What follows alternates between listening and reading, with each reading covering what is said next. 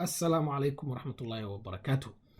كسو دوالا برشادة لقادة Python Introduction to Python Programming. Python waxay safka hore kaga jirtaa luqadaha kombiyuutarka. waa luqad ayaantan dambe isticmaalkeedu aad uu ugu soo badanayo dunida. Python waa luqad ay fududahay inaad ku muujiso wixii aad rabtid sadar kooban marka la barbar dhigo luqadaha kale ee kombiyuutarka. Koorsadan waxaan xooga ku saari doonaa fikradaha programming and problem solving. Fikradaha halkan aad ku barato waxaad sidoo kale ku dabaqi kartaa oo uga faa'iideysan kartaa luqadaha kale ee kombiyuutarka.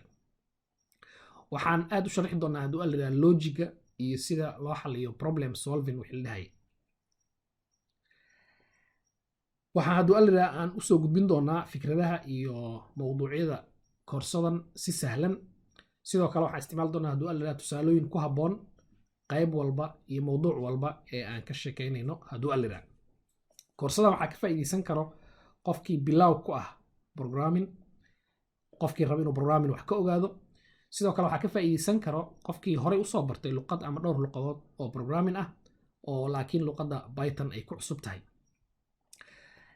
koorsadan waxaa si free ah aad uga daawan kartaa channelka YouTube aan ku leeyahay hadduu la yiraahdo iyadoo bilaash ah. waxaa idiin soo gudbiyey koorsadan anigoo ah Cabdirasaaq Warsame Cabdulle. ka faa'iideysi wacan hadduu la yiraahdo. waa mahadsantihiin. Assalaamu calaykum waraxmatullaahi wabarakaatuh.